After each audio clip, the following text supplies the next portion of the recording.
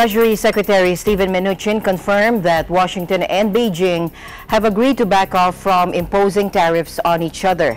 This is a day after reaching an accord on slashing the American trade deficit with China. China's Vice Premier Liu He, who led a high-level delegation to the U.S. this week, meantime confirmed that the two sides reached a consensus, will not fight a trade war and will stop increasing tariffs on each other, according to the official Chinese news agency Xinhua.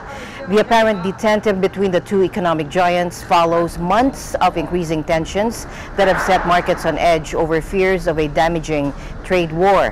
Mnuchin emphasized that the sides have also discussed structural changes by Beijing, quote, to make sure that we have a fair ability to compete in its vast market.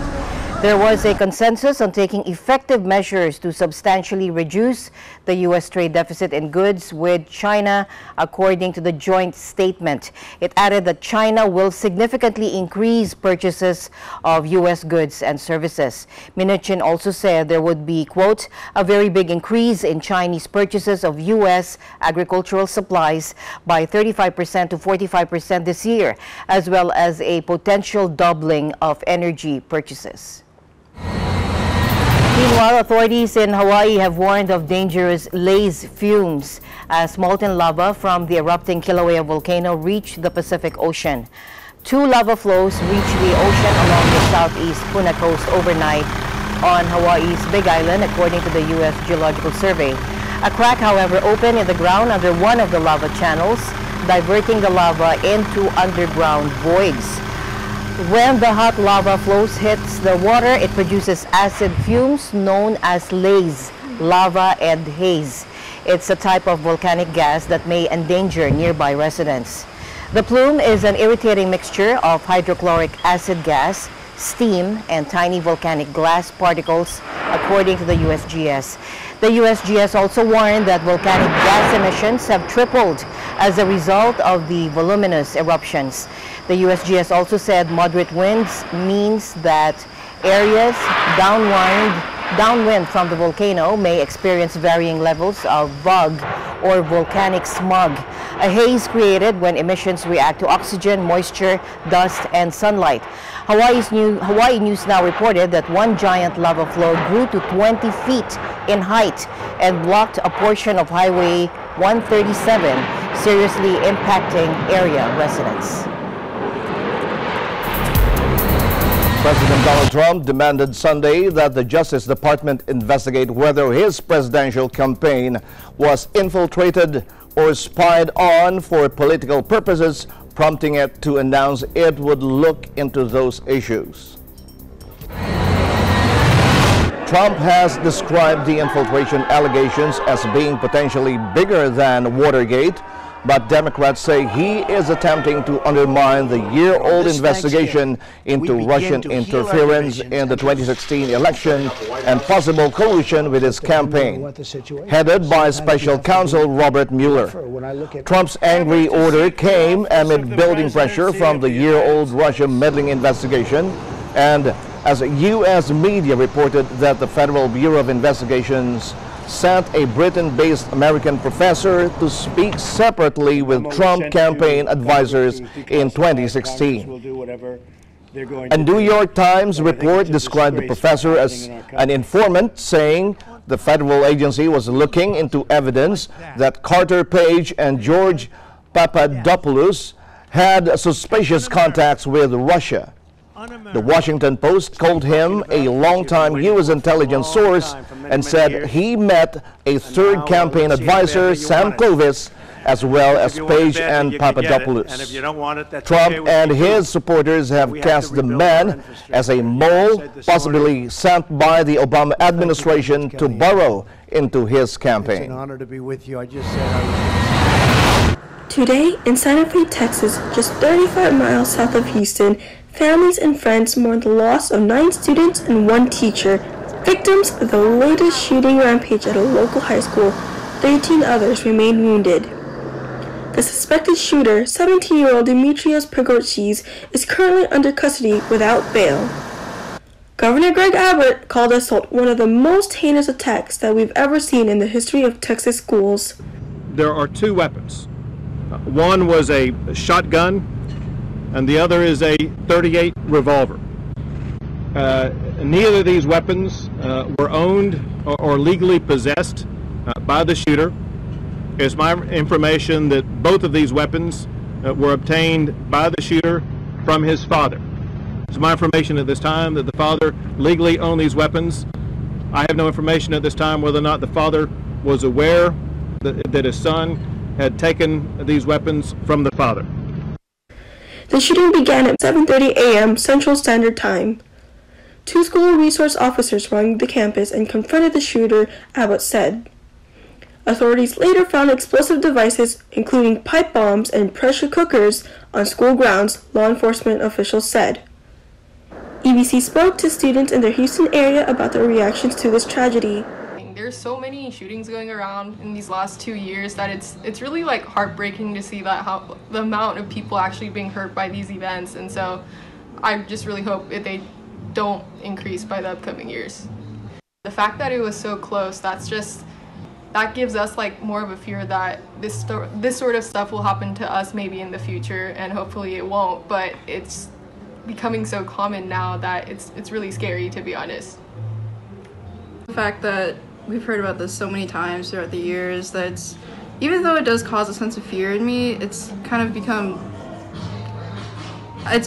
not mind-numbing, and like I feel a bit desensitized to it, even though that's really sad to say.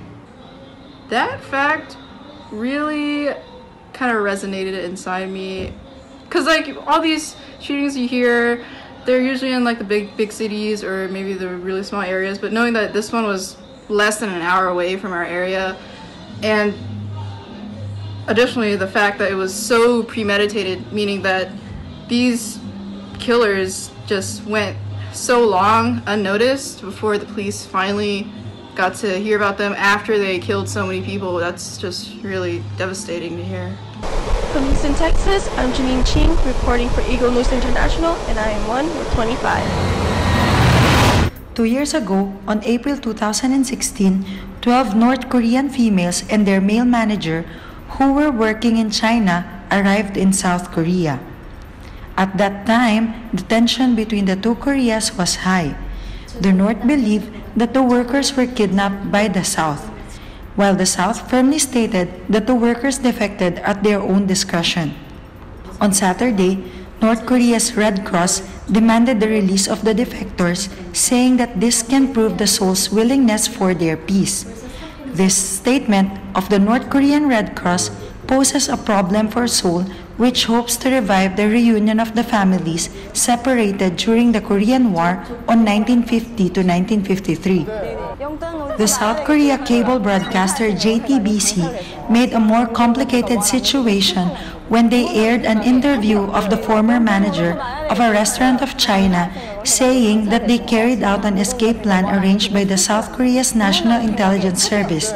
The program also aired interviews of some of the women saying that they were not fully aware of their destination until they arrived in South Korean embassy in Malaysia. The Korean Central News Agency, or KCNA, quoted the Red Cross spokesman saying, "At the historic April North-South Summit meeting and talks, we stressed the need not to hoard up the agreements reached between the North and the South as in the past, and the South side expressed deep sympathy with it. However, the attitude taken by the South Korean authorities even before the ink on the Panmunjom Declaration got dry has greatly disappointed us, not just arousing regret." They added that the South Korean authorities should submit the atrocity of the Park regime and should severely punish those involved in the case and send the women to their families right away. According to the Korea Herald, North Korean defectors gathered in front of the government complex in Seoul Saturday, protesting against Seoul's decision to look into the case of the restaurant workers and demanding a guarantee of their personal security. I am Kristen Jiwal Uy, your correspondent from South Korea, and I am 125. Every single bite of dessert will either change your mood or make you feel happier than before. Be it ice cream, cakes, or chocolates, desserts after meals are supposed to make your taste buds dance. But what if the luscious dessert was served artistically in a shoe, not on a plate? Will that make any difference? Israeli celebrity chef Moshe Zagev shared on his Instagram account a snap of the dish he served to Prime Minister Shinzo Abe and his wife, which was captioned, "Chocolate Selection from the World." It was Shinzo Abe's second official visit to Israel, where he was invited to have dinner hosted by Prime Minister Benjamin and his wife Sarah Netanyahu at their official residence. They finished their festive gourmet meal with a kicker of a dessert, a selection of chocolates served on a metal in the shape of a men's leather shoe. Zagev's artistic work of art served in a shoe instead of a plate gained a lot of negative reactions from people, as many Japanese find it highly offensive. Criticisms were posted on his Instagram account saying that he can either be unbelievably ignorant or unintentionally offensive. Israel News considered it a culinary blooper. A senior Israeli diplomat says it was stupid and insensitive. A Japanese diplomat was quoted saying, "No culture puts shoes on the table. There's nothing more despised in Japanese culture than shoes. Not only do they not enter their houses while wearing shoes, you will not find shoes in their offices either. Even the Prime Minister, ministers, and members of parliament do not wear shoes to work. It is equivalent to serving a Jewish guest chocolates in a dish shaped like a pig." Actually, I have no reaction about that news. It is true that serving food or dessert in on a shoe is not usual, but Mr. Abe did not say anything about it. And besides, it's a private dinner, so I don't think there is any problem about that. I'm Anna Ando of Narita Airport Business Vocational School. I'm Saya Okano. I don't really know their intention of serving food in a shoe, but for me, I could not tell whether I agree to it or not. If you look at it from the point of view of culinary arts, it is very unique and amazing. However, if we consider the culture in Japan and proper table manners, it is hard to accept it. If they still want to push that idea, the shoe should also be edible, like it is made from chocolate. That's what I can suggest. It looks so real. Yeah. What it would be. People have different ideas and ways of accepting things. How should I express it? I'm just wondering why the food is served on a shoe. They should have at least considered the feelings of the recipient when served with that food. A few netizens defended the Israeli chef for his unique style and claimed that Prime Minister Shinzo Abe seemed to have enjoyed the dinner.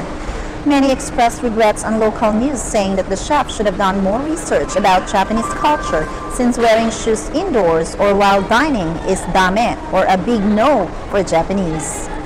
Reporting from Tokyo, Japan, this is Jane Rohal for Eagle News International, always one with 25.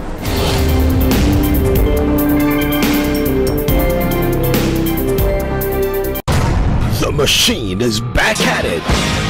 Guns N' Roses, not in this lifetime tour. Welcome to the rock spectacle of 2018 comes to the Philippines.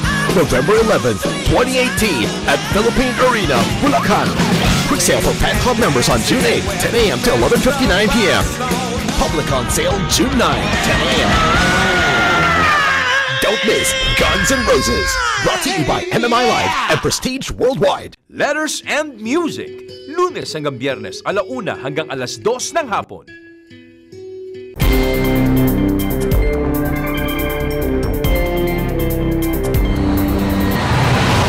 Key Philippine government officials hosted a town hall meeting here at the Philippine Consulate General in Honolulu. It is indeed a privilege to be with you here today in a place I can only describe as paradise. Sa totoo lang, sa ganda ng lugar ninyo dito, parang gusto ko na magpaiwan.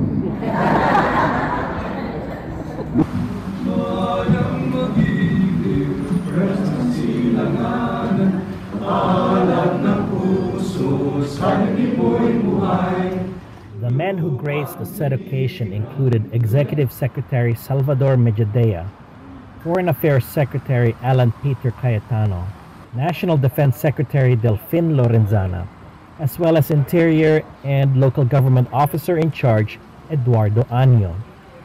Diplomats accompanying them were Philippine Ambassador to the U.S. Jose Manuel Romualdez and the Permanent Representative to the UN Teodoro Locsin Jr.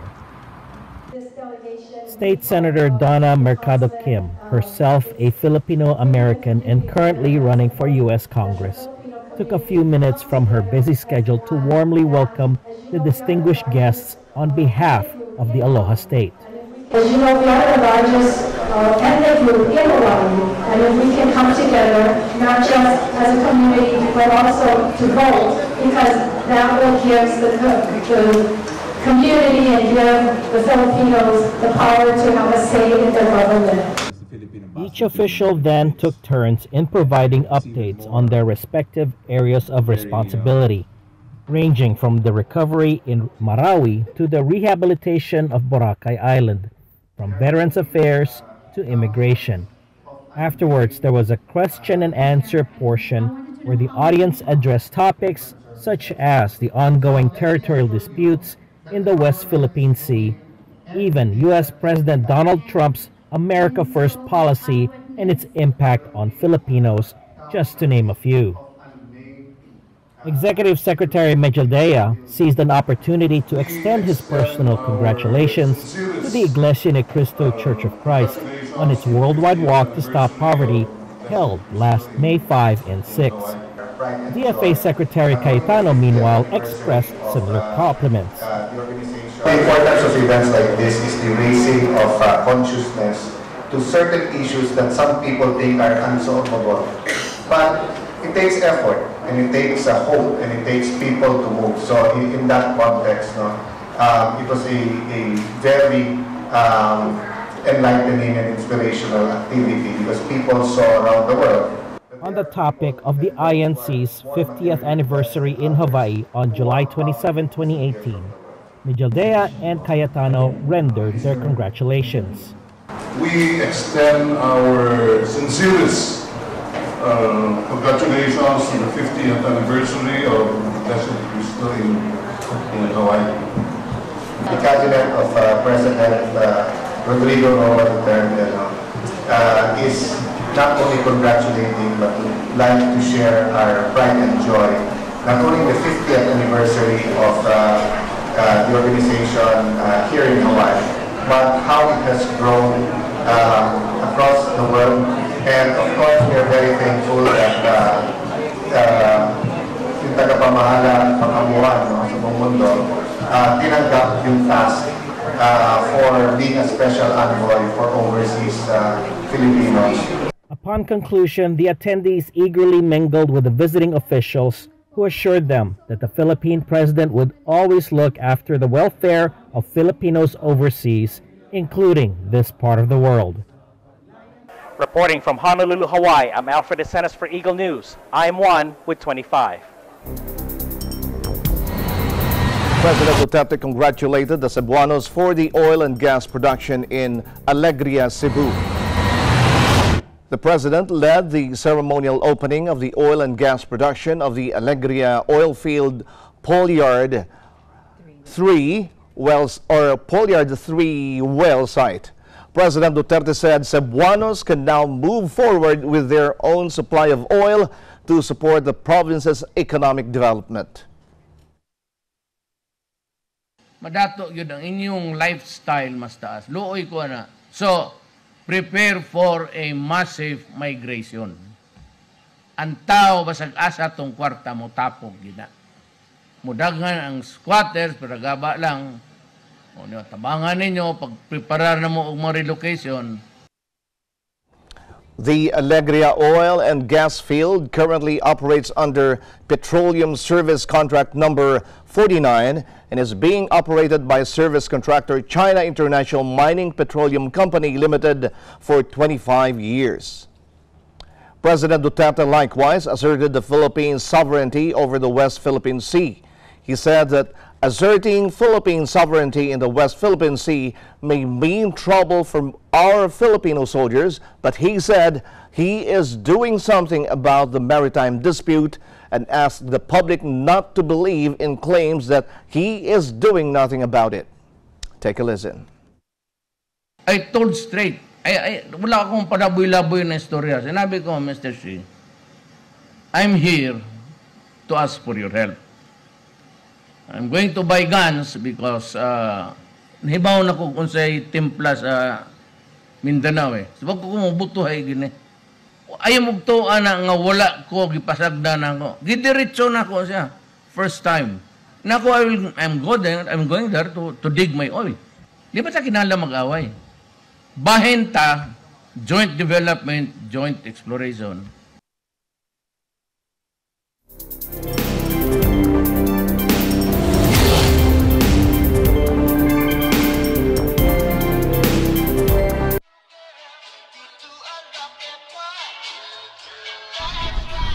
Hey guys, I'm here today in my home state, Jersey City, New Jersey.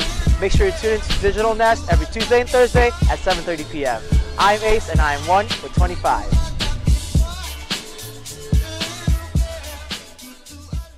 ASEAN in Focus, Monday to Friday, 2 to 2:30 p.m.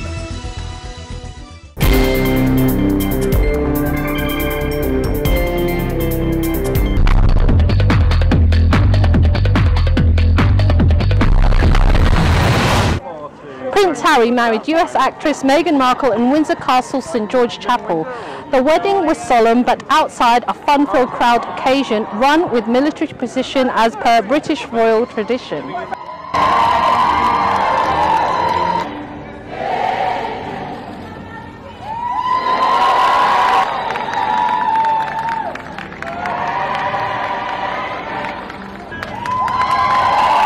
The wedding service was followed by a carriage procession at lunchtime, going around Windsor Castle.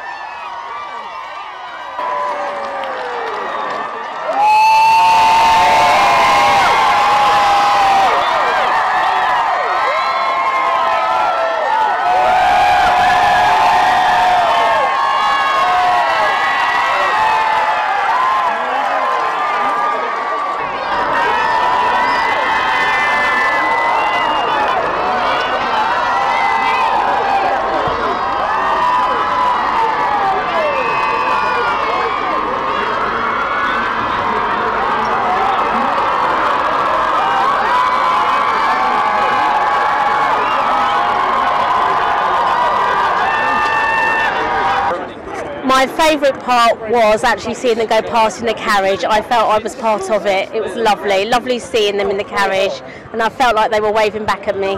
Top, she looks stunning, absolutely stunning. So I can't wait to get home to see it on television, to see it in close up, but it did look beautiful, absolutely beautiful. That's what I'm going to look like. Hi, I'm here at the Windsor Castle, here with Harry and Meghan. I'm Love and Season, here at the royal wedding. I'm from EBC UK and I'm 1 with 25. And a lunchtime reception and an evening party hosted by Prince Charles. Prince Harry and Meghan Markle put their own modern twist on their wedding.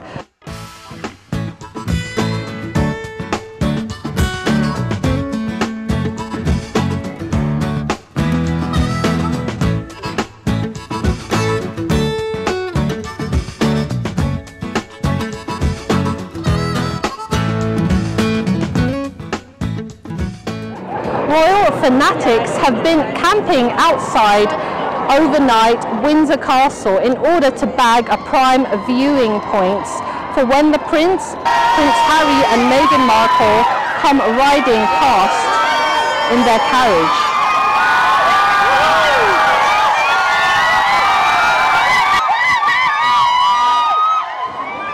Reporting from Windsor Castle, I'm V. Manuel Season from EBC UK, and I'm 1 with 25. Woohoo!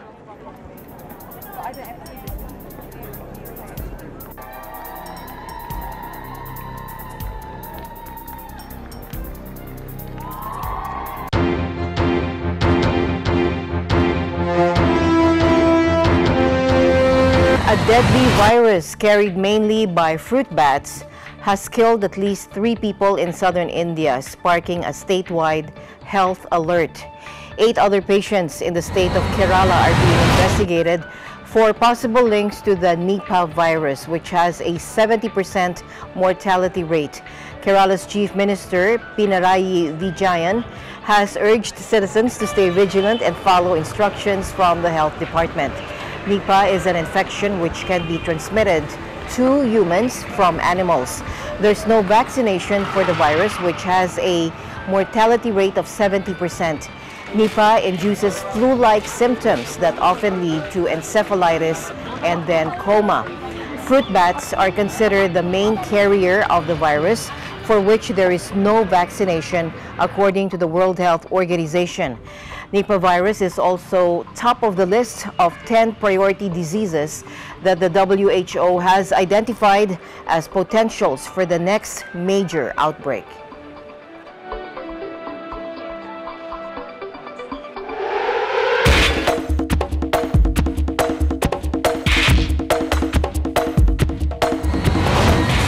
In the NBA, Stephen Curry silenced his critics with a 35-point display as the Golden State Warriors thrashed the Houston Rockets 126-85 to take a 2-1 series lead in the NBA Western Conference Finals on Sunday. Curry targeted relentlessly by Houston as the Rockets leveled the series in Game 2, overcame a sluggish first-half display to lead a Warriors blowout in Game 3. The two-time NBA Most Valuable Player exploded for 18 points alone in a devastating spurt of scoring in the third quarter that took the game away from Houston. The reigning champion Warriors now have the opportunity to take a commanding 3-1 lead with a further victory in front of their home fans in Game 4 on Tuesday as they chase a 4th straight NBA Finals appearance. The win was a record 16th straight playoff victory at home for the Warriors at the Oracle Arena. Perhaps more significantly, the 41-point margin of defeat was Houston's heaviest in a playoff game. As well as Curry, every other Warriors starter made double figures, with Kevin Durant finishing with 25 points and Klay Thompson 13 points. Rockets star James Harden, meanwhile, was kept relatively quiet with 20 points, while Chris Paul finished with 13 points. The Warriors had edged into a 9-point lead in the first quarter, building momentum steadily to go 31-22 clear. For EN Sports, I'm Ben Bernaldez, and I'm 1 with 25.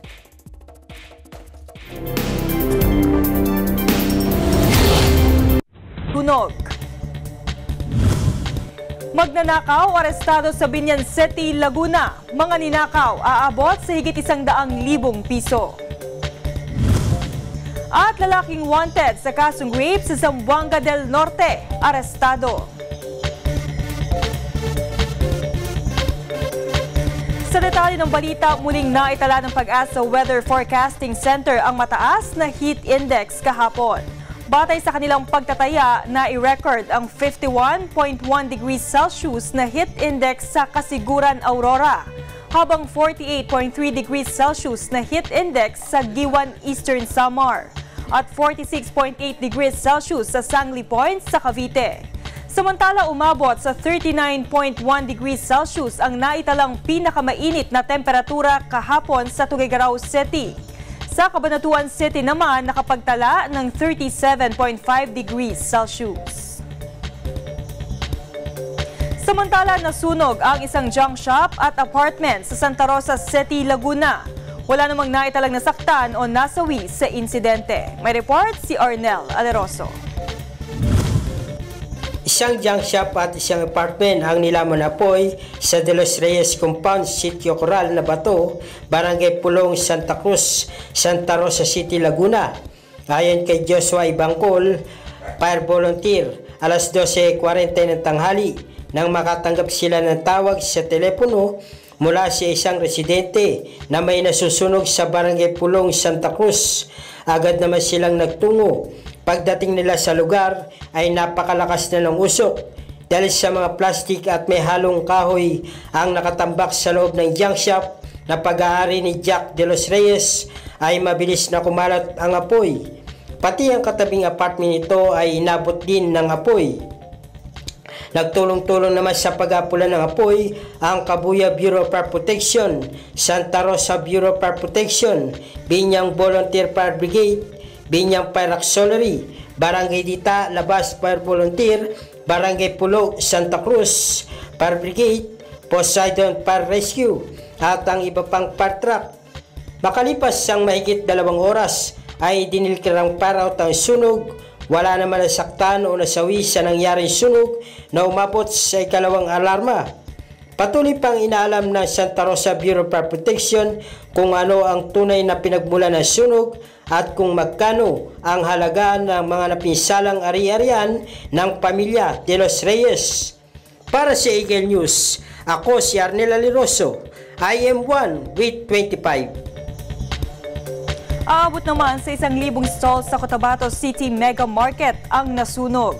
Ayon sa ulat, posibleng sinadya ang pagsunog sa palengke. May report si Odessa Cruz. Nasunog ang Cotabato City Mega Market, ang pinakamalaking palengke dito sa Cotabato City kagabi, at natupok ang umabot sa 1,000 stalls nito. Ayon kay Mega Market Administrator Samundas, nagsimula ang sunog alas 10 kagabi sa ground floor ng nasabing palengke kung saan nakapwesto ang mga panindang karne. Mabilis itong kumalat sa second floor kung saan naman nandoon ang garment section, partikular ang mga panindang ukay-ukay. Pinatututukan naman ni Cotabato City Mayor Cynthia Sayadi ang nangyaring sunog matapos umano makarating sa kanya ang impormasyon na sinadya ang pagkakasunog ng pangunahing palengke ng lungsod. Ayon naman kay Fire Officer Aldrin Nara ng Bureau of Fire Protection Cotabato City, malalaman ang sanhi ng sunog pagkatapos nilang ma-examine ng mga pisikal na ebidensya ngayong araw at makuha ang pahayag ng mga nakasaksi. Wala namang nasaktan sa nasabing insidente. Mula sa Maguindanao para sa Eagle News, Odessa Cruz, IM1 with 25. Ang iba pang balita mula sa iba't ibang lalawigan sa pagbabalik ng Agila, probinsya.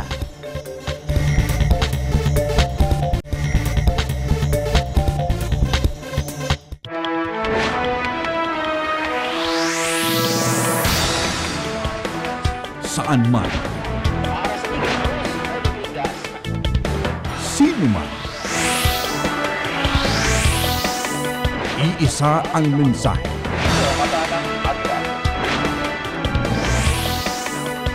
Mata ng Agila, Lunes hanggang Biyernes, alas 6 hanggang alas 7:30 ng gabi. Responde! Miyerkules, alas 8 hanggang alas 9 ng gabi.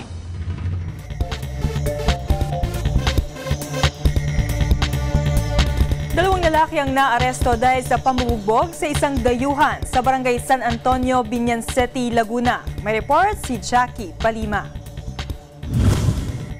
Isang lalaking dayuhan ang pinagpapalo ng bakal na tubo sa hindi malamang dahilan habang naglalakad na papauwi ito sa kanyang tinutuluyan sa Lanzones Street, Garcia Subdivision, Barangay San Antonio, Binyan City, Laguna.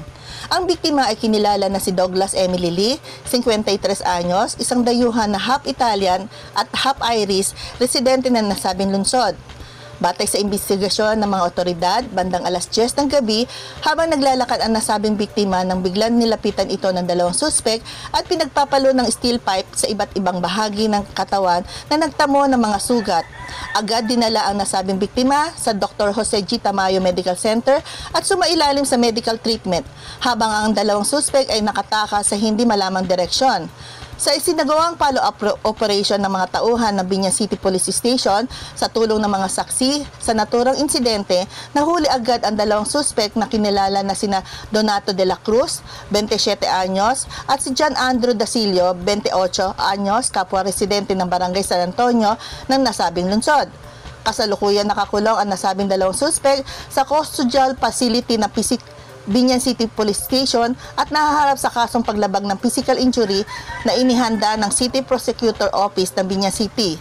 Mula rito sa Binyan City, Laguna, kasama si Wilson Palima para sa Eagle News. Jackie Palima, IM1 with 25. Sa Zamboanga City, arestado ang magkapatid dahil sa pagbebenta ng iligal na droga. Nakumpiska sa mga suspect ang 4 na sachet ng shabu at iba pang drug paraphernalia. May report si Juvie Ramayrat. Hindi na nakawala pa sa kamay ng otoridad sa Zamboanga City ang magkapatid na Sed Azhar alias Sed at Al-Kahid Ahmad Munir matapos maaresto sa ikanasang drug bypass operation ng Drug Enforcement Team ng PNP sa loobang bahagi ng Pagkasilasa Drive, Barangay Talon-Talon, lungsod ng Zamboanga. Sinabi ni Superintendent Edelberto Alvarez na bagaman tubong siya si Sulu ang magkapatid, subalit pansamantala itong nakatira dito sa lungsod ng Zamboanga na base sa mga impormasyong nakalap ng news team. Wala pa rin itong trabaho hanggang sa kasalukuyan. Nakumpiska sa magkapatid ang 4 na pakete na naglalaman ng illegal drugs o shabu, 5 piraso ng 100 pesos bill at ilang pang drug paraphernalia. Ikinulong na dito sa Police Station 11 ng Zamboanga PNP ang naarestong magkapatid habang hinihintay ang mga kasong isasampa laban sa kanila.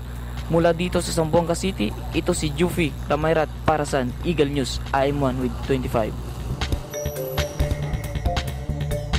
Isang tricycle driver naman ang naaresto matapos mahuling nagbebenta ng iligal na droga sa Mariveles, Bataan. Nakumpiska sa suspect ang 3 sachet ng shabu. May report si Larry Biscotcho.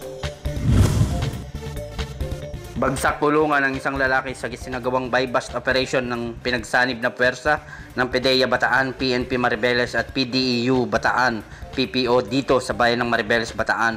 Kinilala ni Police Superintendent Ferdinand Agila ang suspect na si Georgie Castillo, 48 anyos, may asawa, tricycle driver at residente ng Sitio Acapulco, Barangay Kamaya sa bayan ng Mariveles. Matapos makatanggap ng impormasyon ng mga otoridad mula sa Sumbong Bilis Monitoring Team na nagbebenta ng droga, si Castillo ay agad nakipag-ugnayan ng PNP Bataan sa PDEA Region 3. Matapos nito ay agad nagkasa ng buy-bust operation kasama ang PDEU Bataan, PPO at PDEA na nagresulta sa pagkakaaresto ng suspect. Naaresto ang suspect nang magkamaling bentahan nito ng isang small plastic sachet nang hinihinalang shabu ang isang pulis na nagpanggap na buyer kapalit ng 300 piso at nakumpiska pa sa suspect ang 2 pang small plastic sachet ng shabu sa aktual nitong pag-iingat.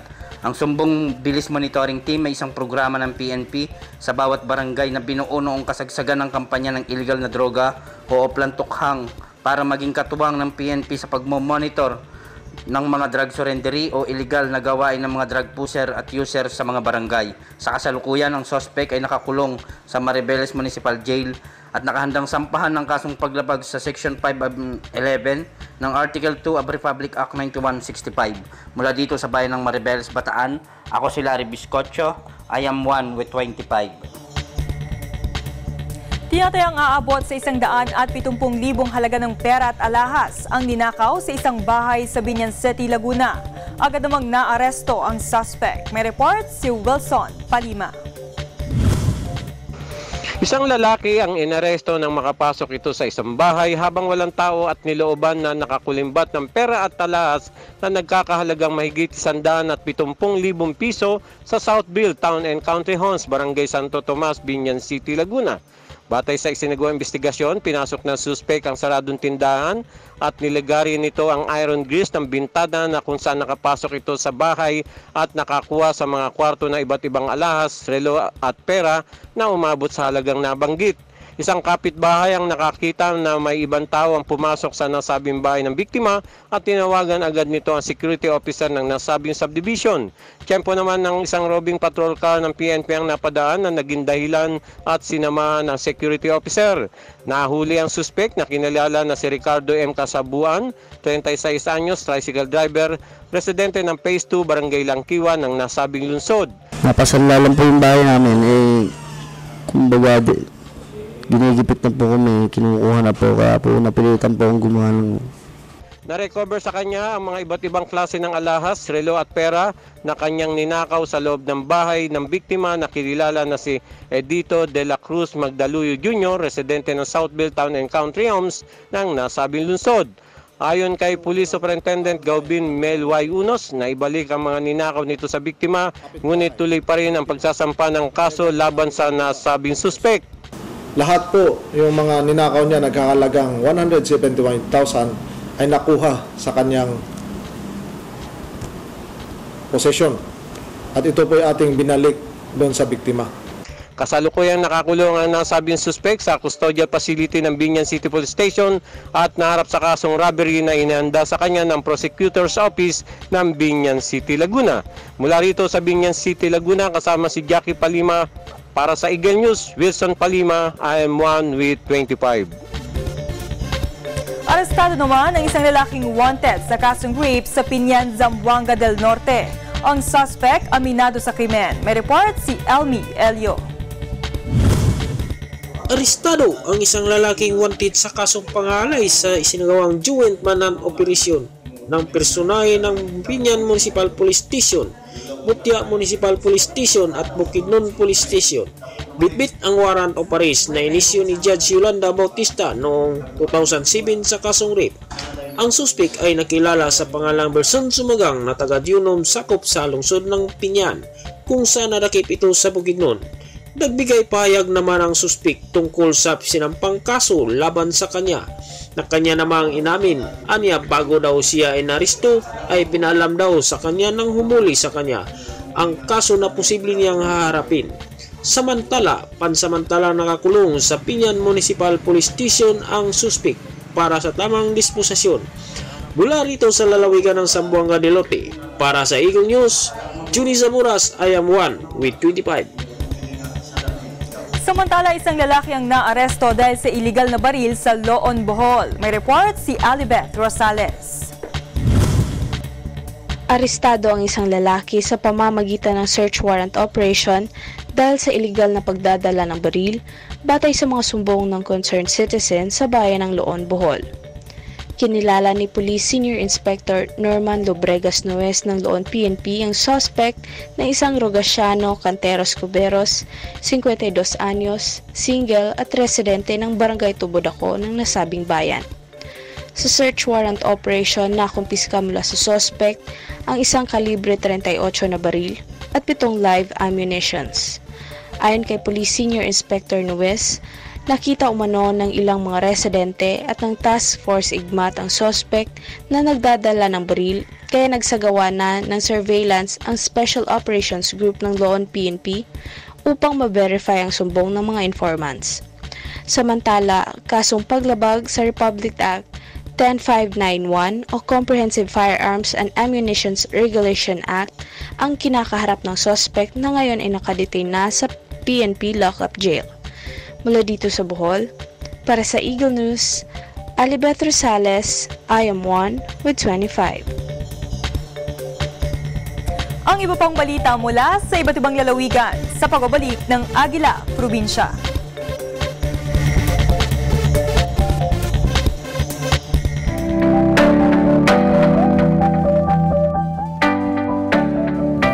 Men and women from Hadini Zulu Kingdom of Lesotho, Europe, of Africa, would like to greet you. A happy 50th anniversary of Eagle Broadcasting Company.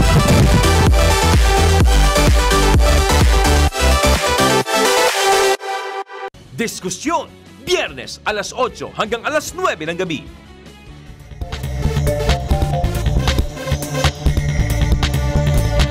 Higit 700 job seekers dumagsa sa isinagawang second serbisyong Arman Job Fair sa Binyan City, Laguna. May report si Wilson Palima. Naging matagumpay ang isinagawang second serbisyong Arman Job Fair na nilahukan ng mahigit 60 kumpanya na naghahanap ng mga kwalipikadong manggagawa na ginanap sa Multipurpose Covered Court, Barangay Poblacion, Binyan City, Laguna. Ito ay sa pangunguna ni Romulo Garcia, Head ng Public Employment Services Office o PESO, kasama si Gerlin Clarice L. Yanco, PESO Focal Person, at sa suporta ng Pamahalaan Lungsod, Mayor Arman Dimagila Jr. ay naging matagumpay ang nasabing aktibidad. Alas 10 pa lang na umaga ay umabot na mga dumalong aplikante sa bilang na mahigit 700 katao at patuloy pa rin ang pagdagsa ng mga ito. Karamihan sa mga aplikante ay mga fresh graduate na nagmula sa mga pampubliko at pribadong paaralan o universidad na naghahanap ng trabaho. Sa mga overage na lumalapit po sa aming opisina para maghanap ng trabaho. Kasi po sila po yung mga hindi na natatanggap talaga sa mga manufacturing companies. Nagkakaroon po tayo ng programa, ang PESO, na katulad ng mga livelihood projects. Kasama po natin dito si Mayor. Katulad po nito ng ating massage therapy. Usually po, ayan po yung mga tinetrain. Ito ay kinabibilangan ng mga pribadong kumpanya na karamihan ay nagmula sa Laguna Technopark at iba pang mga pribadong establishmento ng nasabing lungsod. Pangunahing layunin nito na matulungan ng mga naghahanap ng trabaho para sa isang one-stop shop na kung saan makakapag-apply lamang sa loob ng ilang oras at naroon na rin ang medical check-up at examination para sa napiling kwalipikadong aplikante. So sa ngayon po ay meron po tayong 6 na pong companies na handa pong magbigay ng trabaho para po sa mga Binyanense. Sa ngayon po ay nasa 700 na po ang dumating na para mag-apply at para po dun sa mga iba na hindi pa po nakakapag-apply, hanggang 2 o'clock po ay nandirito po yung ating 6 na pong kumpanya para po magserbisyo sa inyo at bigyan po kayo ng mabuting trabaho. Habang naghihintay ang ibang aplikante ay may nakalang libreng masaya sa mga nagnanais na kinabibilangin ng mga graduating therapist na nakiisa sa nasabing aktibidad. Maging ang isang kilalang kumpanya ng tinapay ay namahagi rin ng mga libreng merienda sa nasabing aktibidad. Mula rito sa Binyan City, Laguna, kasama si Jackie Palima para sa Eagle News. Wilson Palima, AM1 with 25. Para mabigyan ng kaalaman at kamalayan ang mga kabataan hinggil sa pagsasaka sa San Jose, Nueva Ecija, naglunsad ng pagsasanay ang City Agriculture Office para dito. May report si Emil Baltazar. Pinangunahan ng City Cooperative Development Office at City Agriculture Office sa isang hotel sa San Jose City, Nueva Ecija nitong nakaraang Huwebes at Biyernes ang pagsasanay sa mga kabataan. Layunin ng pagsasanay na maalis ang hiya at maging bukas ang isipan ng mga kabataan sa pagsasaka, malaman ang kalagayan ng pagsasaka sa bansa para sa sarili, pamilya, pamayanan at lipunan. Tinalakay din dito ang mga pamamaraan upang maiangat ang sektor ng agrikultura. Naasahan din na matututo at maihahanda ng mga kalahok ang kanilang sarili sa pagbabago, pakikipagtalastasan at pakikipag-ugnayan sa iba. Tuwang-tuwa naman ang mga kabataan na nagtapos sa naturang pagsasanay. Mula sa Nueva Ecija sa pangalan ni Ella D. Reyes, para sa Eagle News, Emil Baltasar, AM1 with 25. Sa Butuan City, naglunsad ng Ligtas Tigdas ang Department of Health, Caraga Region. Layo ng naturang programa na mapigilan ang pagtaas ng kaso ng tigdas. May report si Nova Villafanie. Naglunsad ng Ligtas Tigdas Plus, Measles Rubella Supplemental Immunization Activity ang DOH Caraga Region, kasama ang lokal na pamahalaan ng Butuan City at City Health Office sa Barangay Bahan, Kilometer 3, Butuan City. Ayon kay DOH Caraga, Regional Director Dr. Jose Lacunia Jr., target ng ahensya ng bakunahan ng di bababa sa 300,000 mga kabataan na may edad 6 gulang hanggang 5 taong gulang. Layunin ng programa na makonsume at maagapan ang pagtaas ng bilang na nakakararamang kaso ng tigdas. Ang nasabing bakuna ay makakatulong din na maprotektahan ng mga kabataan laban sa sakit na tigdas. Ayon sa ulat, as of May 2018, umabot na sa 82 ang reported suspected measles cases sa buong rinyo ng Caraga at 18 na laboratory confirmed cases. Sa kabutihang palad ay wala namang naitalang namatay dahil sa sakit na tigdas. Mula dito sa Butuan City, Agusan ng Morte. Ito ang si Nova Villafanie para sa Eagle News. I'm Juan Valipar. Samantala sa Nueva Ecija, higit 200 kabataan muna sa iba't ibang barangay sa San Jose City ang nakilahok sa inilunsad na Summer Sports Clinic. May report si Emil Baltazar. Inilunsad nitong nakaraang Martes ang unang araw ng Summer Sports Clinic na nilahukan ng halos 200 kabataan mula sa iba't ibang barangay sa San Jose City, Nueva Ecija. Libre ang pagsasanay sa sports clinic na gaya ng basketball at swimming. Ayon sa City Sports Development Office, Layunin nito na mahubog ang galing ng mga kabataan sa sports at ipaalam sa kanilang kahalagahan nito habang sila'y nalilibang. Nagtapos ang sports clinic para sa basketball nitong linggo, samantalang ang swimming naman ay matatapos sa Mayo 25. Naasahan na magdudulot ng saya sa mga kabataan ang nasabing pagsasanay at maglalayo sa kanila sa mga bisyo, lalo na sa ilegal na droga. Inaanyayahan ng iba pang mga kabataan na sumali sa iba pang libreng pagsasanay sa lawn tennis, table tennis at karate-do. Mula sa Nueva Ecija, sa pangalan ni Ella D. Reyes, para sa Eagle News, Emil Baltasar, I am 1 with 25. Yan o, balitang kinutukan ng ating mga Agila correspondent mula sa iba't ibang sulok ng Pilipinas. Ito ang Agila Probinsya. Ako si Judith Yamerang, inyong naging tagapaghatid balita. I'm 1 with 25. Susunod na ang Agila Balita. Magandang tanghali sa inyong lahat.